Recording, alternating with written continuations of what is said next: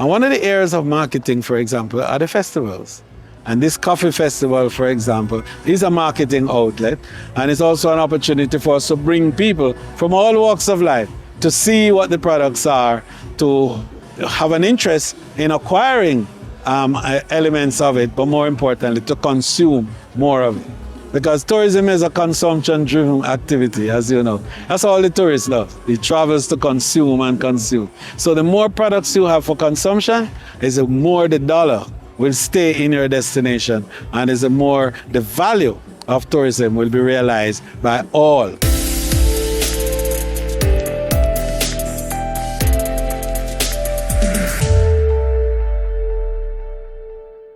Did you know that coffee is the second most consumed beverage globally? Yup, and Jamaica's iconic Blue Mountain coffee brings tourists to this island every single year.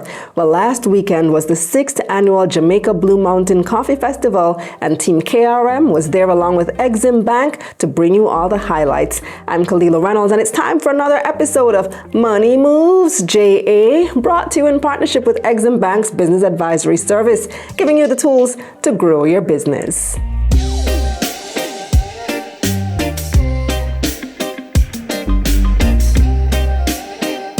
EXIM is very proud to be here at the staging of the Jamaica Blue Mountain Coffee Festival as a part of the Tourism Linkages network and our own commitment to this sector. We are pleased to be able to see and touch and interact with many of our customers. This year, the Mavis Bank Coffee Factory, we're celebrating our 100th anniversary. And this is an exciting event. And we're also celebrating the 70th anniversary of the first shipment of 3 barrels of coffee leaving the shores of Jamaica into Japan. We are using this 6th staging of the Blue Mountain Coffee Festival to really do a launch of 12 months of activities and really prepare us for another 100 years. Coffee is playing an increasing role in the gastronomy experience of Jamaica. Recognizing, of course, that coffee is the second most consumed liquid on earth. And Jamaica has that fortunate position of providing one of the premium coffee of the world, our Blue Mountain coffee. The fact that we don't have enough of it to generate the kind of individual taste that we want is not a deterrent to the fact that we could use coffee to bring a higher end of the market with a higher value added and enable us to earn even at higher levels of the income stream.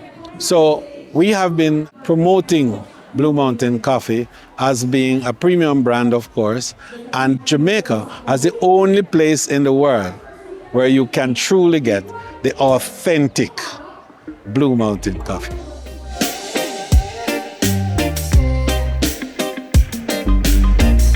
Our major export market is Japan. 70% of our green bean goes into the Japanese market, 20% into the USA market, 10% into Europe and the rest of the world. But we also have a very energetic local market. We roast our Mavis Bank Blue Mountain coffee and we pack it under the Jablum brand, and that we sell locally. We sell that through e-commerce. We distribute that through our tourist spots like Montego Bay, Ocho Rios, Negril. We also go to the supermarkets, and our Jamaica Blue Mountain coffee, Jablum, the coffee experience beyond compare, is one of the world's renowned coffee, and it is sought after in a most deliberate way. We also roast Wallingford and now distribute Wallingford Jamaica Blue Mountain coffee as well. How we treat coffee now is largely as a commodity. When you're a commodity, you're at the vagaries of the market. When you sell wheat or raw bauxite, you depend on the market. However, if you distill the wheat out of the wheat and you distill particular goodies out of wheat or sugar, then you create a new product. that you now can sell differently rather than just plain coffee beans or just plain wheat if wheat is what you produce. So we have to move up the value chain, and that will take innovation. That will take investment. That will take scientists, Jamaican scientists, and other scientists coming in and say, we can do this with coffee. You get this essence, we put it in something else and make a brand new product. And we in government must provide the playing field, the level playing field, the supportive playing field to make sure we move coffee up the value chain from just being a commodity. There is huge potential in coffee. Huge. It is a strong Jamaican brand that stands out for itself, and there are even more opportunities in value-added coffee production. Right now, I think 70% of our coffee is sold in green bean format, and we see huge potential for other value-added products.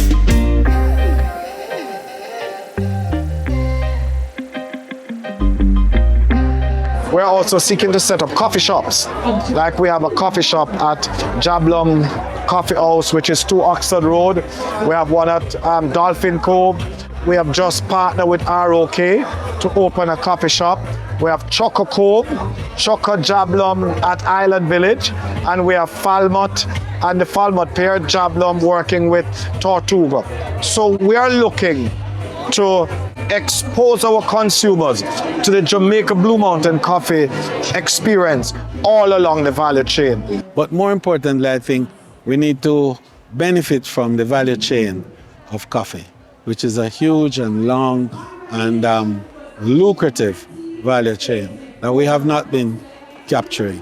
80%, for example, of the coffee bean is wasted after, it is converted into the powder. And we do have the opportunity to take that 80% and to create a whole set of cottage industries and industrial activities around it, such as Brazil has done.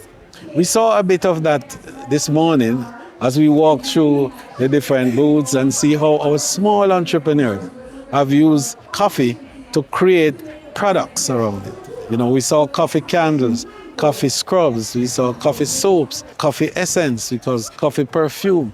We saw coffee deodorants, and there are many other applications that we can have.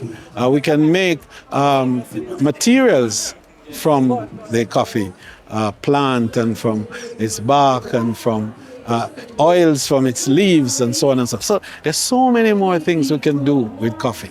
So the investment in the value added of coffee is something that I think we need to drive.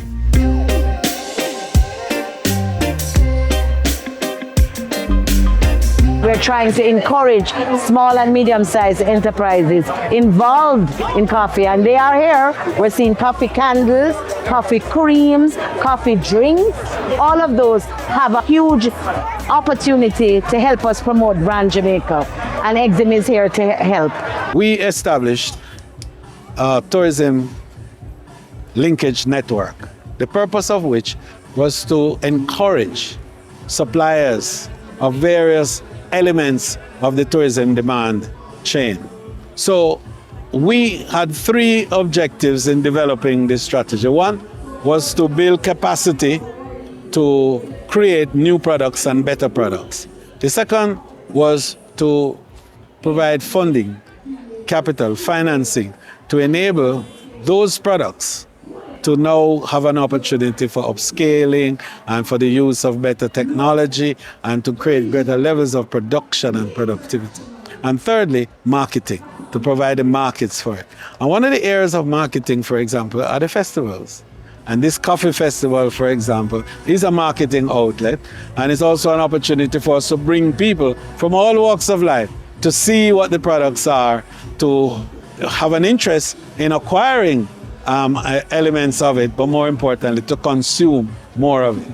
Because tourism is a consumption-driven activity, as you know. That's all the tourist does. He travels to consume and consume. So the more products you have for consumption, is the more the dollar will stay in your destination, and is the more the value of tourism will be realized by all, not just one set of people, but all. Interestingly also, we are into the tourism experience where we offer tours at the coffee factory, US $20. You come, you get a tour, you have a drink of coffee, and you can also buy coffee at the Mavis Bank Coffee Factory. So we are also promoting community tourism. There are new markets we must look at, and I'm going to make sure we help them to do that through JAMPRO, through JBDC, and other agents in my ministry, and EXIM Bank, and working with the Ministry of Tourism. Minister Ed Bartlett is all over the world bringing tourists here, and tourists want new experiences. Some of them want to go to the coffee farms.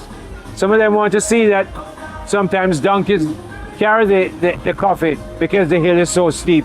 And some of them want to sit in a place where the naturally good Jamaican coffee is brewed before them. Smell the aroma, taste the aroma even. Taste what that special coffee is right here in Jamaica, and that's a good part of the experience. Now we must take this experience that we have here at Newcastle. I was talking to Minister Bartlett. So how do we take that to Atlanta, or to Paris, or to London, or to Toronto, and make sure we have a festival there like this, plan it, fund it, take the people who will make the coffee, who will grow the coffee, so that our foreign guests in their country can feel the Jamaican experience right in their mall, or in their supermarket, or the convention center. EXIM historically has been the largest financier of the coffee industry, so we know this business. And we are pleased to see it rebounding and the linkages being made with tourism. And we are here to promote what our facilities are and what we can do to new farmers who are getting into this industry.